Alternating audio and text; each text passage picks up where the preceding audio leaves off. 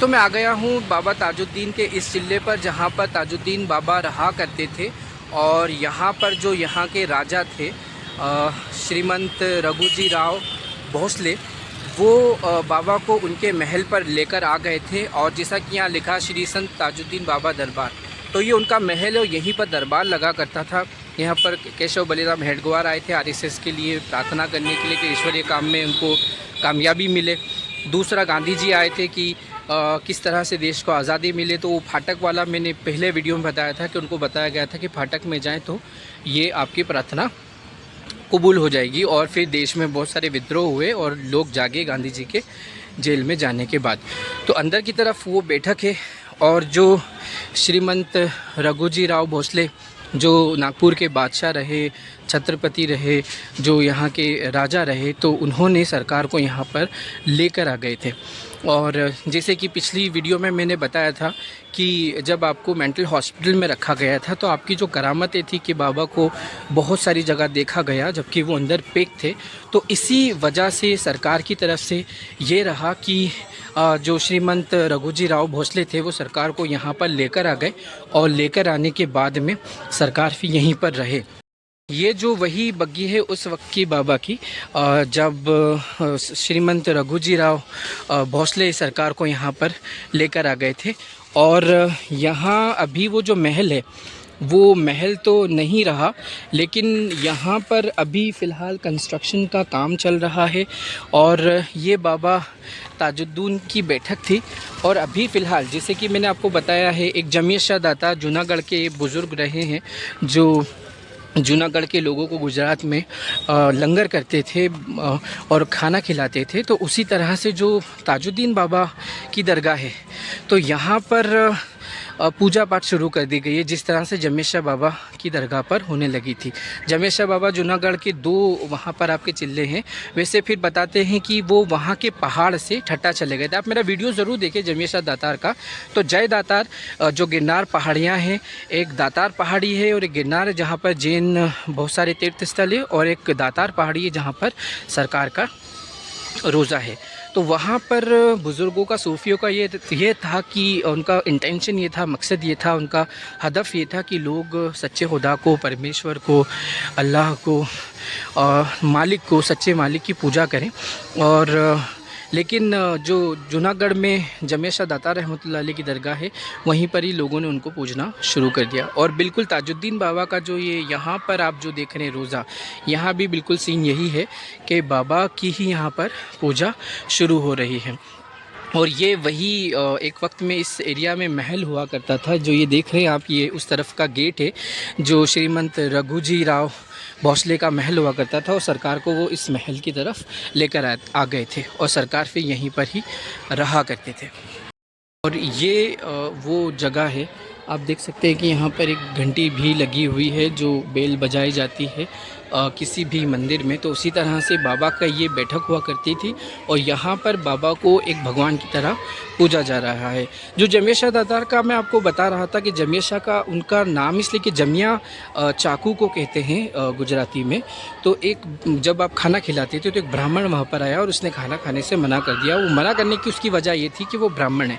तो आपने अपने एक हाथ से जमिया निकाला और अपने सीने पर मार कर अपने बॉडी में से जनेऊ निकाला, जो ब्राह्मण होने की पहचान होती है। तो वो जनेऊ निकाल कर बताया और फिर उसने सच्चे खुदा को मानना शुरू करा, सच्चे मालिक को मानना शुरू करा, उसकी इबादत करना शुरू की। ये वो बैठक है जहाँ पर बाबा ताजुद्दीन रहा करते थे। और जब हम अंदर की तरफ आते हैं तो ये मेन वो जगह है जहाँ पर बाबा ताजुद्दीन रहा करते थे, इबादत करते थे। आप देख सकते हैं कि यहाँ शेर हैं और लिखा है शेर खुदा, यानी अली मौला का, हज़रत अली के लिए यहाँ पर एक रोज़ा बना हुआ है। तो कहीं हमेशा से बुज़ुर्गों का ये रहा है कि लोग सच्चे खुदा से जुड़े, लेकिन ज़्यादातर सूफिया इकराम की जो हमारे हिंदुस्तान में ये रहा है कि ब्राह्मणवादियों ने ये निज़ाम रखा कि ज़्यादातर लोग जो बुज़ुर्ग रहे हैं उन्हीं की पूजा शुरू कर दी। और ये वो झूला है जहाँ पर सरकार बैठा करते थे और अभी फ़िलहाल उनका यहाँ पर इस तरह से एक फ़ोटो लगा दिया गया है। महल तो दोस्तों पूरी तरह से जो श्रीमंत रघुजी राव भोसले का महल तो पूरी तरह से अभी ख़त्म हो गया है, लेकिन यहाँ पर अभी कंस्ट्रक्शन का काम चालू है और कंस्ट्रक्शन का काम पूरी तरह से अभी रुक चुका है। वजह कहीं ना कहीं यही है कि जो सरकार की बारगाह में लोग आते हैं, तो सरकार की बारगाह में आने के बाद में वो हो सकता है कि फिर सच्चे खुदा से जुड़ जाएं, और बहुत सारे ऐसे ब्राह्मणवादी लोग हैं कि वो कभी नहीं चाहेंगे, क्योंकि बुज़ुर्गों का, सूफ़ियों का, जैसे कि बाबा ताजुद्दीन का यहाँ पर लिखा संत बाबा स्मृति मंदिर, तो और ये भोसलेवाड़ा आपको लिखा हुआ दिख रहा है, इस एरिया का नाम है। तो श्रीमंत रघुजी राव जो भोसले रहे हैं वो सरकार के काफ़ी चाहने वाले थे, और मैंने अपनी वीडियो में पहले भी बताया है कि जितने भी ज़्यादातर मराठा जो राजा रहे हैं, जो महाराज रहे हैं, वो सूफियाने कराम के बहुत बड़े चाहने वाले थे। तो उसमें एक और नाम जुड़ चुका है रघुजी राव भोसले का, और राजे रघुजी नगर इस एरिया को कहा जाता है जो भोसलेवाड़ा में पड़ता है। और यहाँ पूरा कंस्ट्रक्शन का काम एक तरह से, ये जो बैठक है, सिर्फ बैठक की जगह पर ही लोग यहाँ पर एक तरह से पूजा पाठ कर रहे हैं। ये वो कुआं है जहाँ पर जिसका पानी सरकार इस्तेमाल करते थे, और आज भी उसी स्थिति के अंदर है। लेकिन कहीं ना कहीं जो पूरी जो शैली है वो आज भी जो सूफियाने कराम की दरगाहें होती है उसी के मुताबिक है। दोस्तों, जब हम यहाँ पर देखते हैं सरकार की जो बैठक है, उसी के सामने बिल्कुल सरकार की यहाँ पर हिस्ट्री लिखी हुई है कि आपका जो जन्म हुआ था वो 27 जनवरी 1861 को सोमवार 5:30 बजे गोरा बाज़ार के कामटी में हुआ। बाबा साहब के पिता का नाम सैयद बदरुद्दीन और माता का नाम थुड्डनबा था, यानी, और जिन्हें मरियम के नाम से भी जाना जाता था। बाबा के पूर्वज मद्रास के रहने वाले थे। मिलिट्री में मुलाजिमत बाबा सरकार ने मिलिट्री में 1881 से 1887 तक रहे, और मिलिट्री में मुलाजिमत के दौरान बाबा सरकार सागर में पहुँचे और बुज़ुर्ग हज़रत सैयद दाऊद चिश्ती रहमतुल्लाह अलैह की मज़ार पर पीली कोठी में रियाज़त के लिए जाया करते थे। कामठी शरीफ में क़याम सन 1887 में उनकी नानी और कामठी से लेकर आई, जहां सन 1892 तक रहे। कामठी में बाबा के चमत्कार आवाम की नज़रों में आने लगे और लोगों की भीड़ बढ़ने लगी। पागल खाने शरीफ में, मतलब शरीफ इस्तेमाल किया गया है, में क़याम एकान के ख्याल से बाबा साहब ने पागल खाने जाने का निर्णय लिया, और 23 अगस्त 1892 में गुरुवार के दिन पागल खाने में भर्ती हुए बाबा साहब ने 13 साल पागल खाने में रहे, और 19 सितंबर 1907 को सोमवार के दिन पागल खाना छोड़ा, सक्कर दरा शरीफ में क़याम किया। इसी दौरान बाबा साहब 40 से 45 दिन सक्कर दरा स्थित राजा रघुजी महाराज के लाल महल में रहे और शरीफ में क़याम रखा। सन 1907 से 1920 तक बाबा ने तकरीबन 12 साल सामनेर रोड स्थित वाकी शरीफ नामक छोटे से गांव में क़याम किया।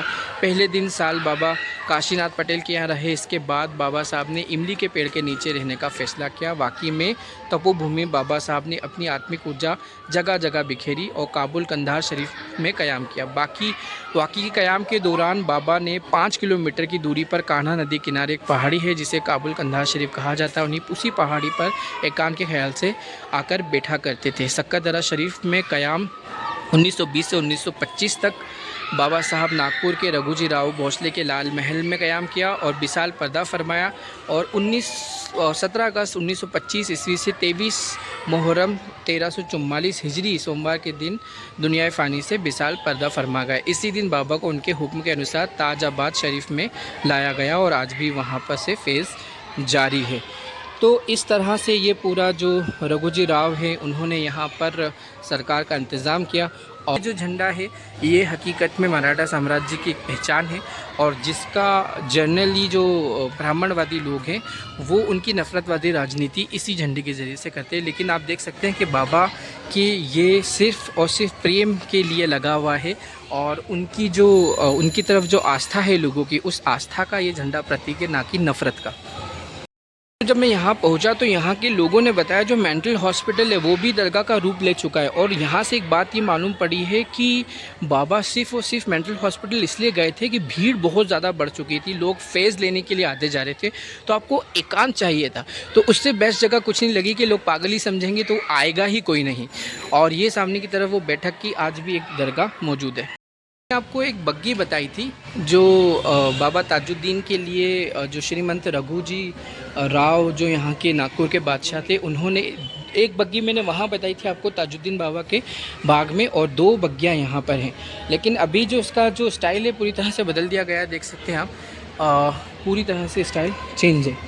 और यहाँ अगर आप आएँ तो ये हिस्सा जो है, इस हिस्से में कहीं ना कहीं आप देख सकते हैं कि पूरी तरह से अंदर का वीडियो यहाँ से आप नहीं ले सकते, लेकिन बाहर से वीडियो ज़रूर ले सकते हैं। और सिर्फ यहाँ पर अब बाबा जी की पूजा पाठ ही चल रही है, और जो सच्चे खुदा की जो इबादत है वो लोग भूल चुके हैं। लेकिन फिर भी एक चीज़ ये है कि जो नफ़रतवाद है वो तो इन बुज़ुर्गों की देन से ही कम हो जाता है। जो लोग चाहते हैं कि किसी तरह से नफ़रतें बढ़ें, लेकिन सूफ़ियों का ऐसा करम रहता है, औलियाओं का ऐसा करम रहता है कि देश में प्रेम सद्भावना हमेशा बनी रहती है। और यही इन सूफ़ियों की जो टीचिंग्स थी कि जो सद्भावना है, जो एक जो परमेश्वर है, एक जो मालिक है, मालिक का यही मैसेज रहता है कि लोग सद्भावना के साथ रहें, प्रेम के साथ रहें, शोषण ना हो, अत्याचार ना हो। वही प्रेम और सद्भावना का मैसेज आज भी सरकार के रोज़े से है। लेकिन एक जो बड़ी वजह है, जिस रब ने वो सब सिखाया, जिस सच्चे मालिक ने सिखाया है, उस सच्चे मालिक से भी मुझे उम्मीद है कि सरकार के फैसले लोग जुड़ते जा रहे होंगे। और यही पहली एक स्टेप है, क्योंकि जो परमेश्वर अल्लाह खुदा सच्चा मालिक, उसके जो नबी रहे हैं अल्लाह के रसूल सल्लल्लाहु अलैहि वसल्लम, उनका भी मैसेज एकदम से लोगों की तरफ नहीं था कि वो एक खुदा की पूजा शुरू करने लग जाएं। उन्होंने भी धीरे धीरे लोगों को मानवता का और एक खुदा का पाठ पढ़ाया। और आज सऊदी अरब हो या जितनी भी अरब कौम हो या पर्शियन कौम हो या ततारी कौम हो या मंगोली कौम हो, उन्होंने कलमा पढ़ा। एक दुख की बात यह है कि बस मराठा कौम नहीं पढ़ पाई। कहीं ना कहीं वो ब्राह्मणवाद का शिकार ज़रूर हुए, जातिवाद का शिकार ज़रूर हुए, लेकिन उन्होंने सूफिया से मोहब्बत कभी बंद नहीं की। जो सूफिया औलियाओं का एक निज़ाम रहा है कि लोगों को खाना खिलाओ, तो यहाँ पर वही भोजन और प्रसादी मौजूद है, और इस तरह से आप ये भोजन ले सकते हैं। और ये वो लाल घर है, और जो श्रीमंत रघुजी राव भोसले हैं, ये उन्हीं के वंशज हैं, और ये उन्हीं लोगों का घर है। पूरी पीछे से आगे तक जितनी भी ज़मीन है, ये भोसले वंश की उस वक्त की जो जब जागीर हुआ करती थी, जब नागपुर स्टेट हुआ करता था, तब का है। कहीं ना कहीं एक चीज़ें मैं ये दोस्तों कहूँगा कि ये तो हिंदुस्तान की हमारी आम जनता है कि ठीक है, बहरहाल ये बाबा को एक भगवान की तरह पूज रहे हैं, लेकिन ब्राह्मणवादियों के पेट में इस बात में भी बहुत दर्द हो रहा होगा कि क्यों बाबा की पूजा की जा रही है, जो एक सच्चे परमेश्वर की पूजा करते हैं। तो ये सच में एक बहुत बड़ा बुरी बात होगी ब्राह्मणवादियों के लिए, नफ़रतवादियों के लिए। इसीलिए यहाँ का जो कंस्ट्रक्शन है ना, वो काफ़ी वक्त से रुक चुका है। कहीं ना कहीं वो ही लोग यहाँ पर अड़ंगा डाल रहे होंगे कि बाबा के जो चाहने वाले, जो प्रेम रखने वाले लोग हैं, कम से कम हो और ये बड़ा ना हो पाए। दोस्तों, जूनागढ़ के जो जमिया शाह दादा रहमतुल्लाह अलैह की दरगाह है, और जैसे कि मैं बता रहा था कि नीचे की तरफ दरगाह जो चिल्ला है वो प्रॉपर तरीके से वहाँ नमाज़ पढ़ते हैं लोग, मस्जिद है। और ऊपर जो सरकार का चिल्ला है, वहाँ पूरी तरह से वो पूरा मंदिर ही बना दिया गया, यानी कि वहाँ पर एक मस्जिद है, वो पूरी तरह से वहाँ कुत्ते बैठ रहे हैं, वो वीडियो आप चेक कर सकते हैं। लेकिन यहाँ कम से कम ऐसा नहीं है। यहाँ पर जो दरगाह का जो मज़ारों का निज़ाम होता है, उसी निज़ाम के हिसाब से है। आपको यहाँ पर चिरौंजी, श्रीनी, चादर और जो गुलाब जल, ये सभी इत्र वगैरह, ये सब चीज़ें आपको यहाँ पर मिलेंगी। लेकिन जैसे कि यहाँ पर आपको फूलों की चादर मिल जाएगी, और ये सभी चीज़ें यहाँ पर अवेलेबल है। लेकिन जब आप जूनागढ़ जाएंगे तो जूनागढ़ में वो सारी चीज़ें उस तरह से अवेलेबल नहीं हैं। यहाँ पर पूरे जैसे कि सरकार के जो बाबा ताजुद्दीन के यहाँ पर रोज़े तुगरे लगे हैं, जो यहाँ पर सरकार से प्रेम रखने वाले हैं, वो सभी लोगों ने वो तुगरे भी यहाँ पर रख रखे हैं। और ये वो मेन एंट्रेंस है जब मैं यहाँ पर आया था। और आप देख सकते हैं कि सरकार के जो ऊपर वो आप देख रहे हैं पिक्चर, जो तस्वीर है, उसके पीछे मैं इसको जूम करके बताऊं, रेड कलर का एक आपको महल दिख रहा है। तो ये रेड कलर का एक महल ही पीछे एक लाल महल हुआ करता था, जो यहाँ पर श्रीमंत रघुजी राव भोसले का लाल महल, और वहाँ पर बाबा कभी रहा करते थे। तो यहाँ से मैं अब निकल रहा हूँ। ये दूसरा मैंने ब्लॉग बनाया था, क्योंकि पहला ब्लॉग जो है बाबा ताजुद्दीन की जो दरगाह है ताजा बाग का, वो काफ़ी बड़ा हो गया था, और ये छोटा ताजा बाग है, जो कि अभी ये भोसलेवाड़ा एरिया कहलाता है, और जो रघुजी राव के नाम से ही इस एरिया का आज भी नाम है। तो दोस्तों, बाबा ताजुद्दीन के दरबार से अब मैं जा रहा हूँ। ये है बाबा ताजुद्दीन का दरबार, जहाँ पर सरकार कभी रहा करते थे। और यहाँ पर जब आप एंट्री करेंगे तो एक और है जगह जहाँ पर यहाँ एक कमेटी बनाई गई है कि राज दरबार सेवा मंडल, जो कि सरकार बाबा ताजुद्दीन के नाम से ही बनाया गया है। और ये सामने जो पान की गुमटी वाले हैं, ये भी बाबा ताजुद्दीन की ही जो शान की कव्वालियाँ ही सुन रहे हैं। बस एक चीज़ ये रही दोस्तों कि यहाँ के लोग भी जो सच्चा मालिक है, जो सच्चा खुदा है, जो अल्लाह तबारक व तआला है, उस तक वो नहीं जुड़ पाए, और कम से कम बाबा के ज़रिए वो उसको जान तो पाए हैं। और उम्मीद है, दुआ है कि एक दिन वो ज़रूर उसको जान पाएंगे, उसे मान पाएंगे और उसकी इबादत भी शुरू करेंगे। तो मैं इस ब्लॉग का यहीं पर अब ख़त्म करता हूँ।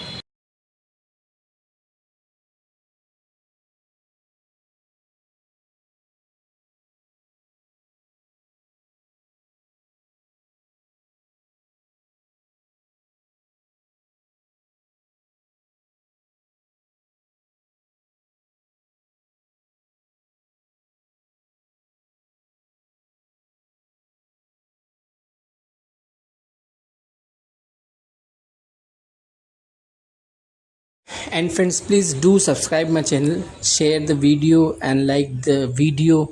As I'm traveling all over India, I'm just going to tell you all the political and the history of India and Sufia. And thank you for watching. Thanks a lot for your kind support.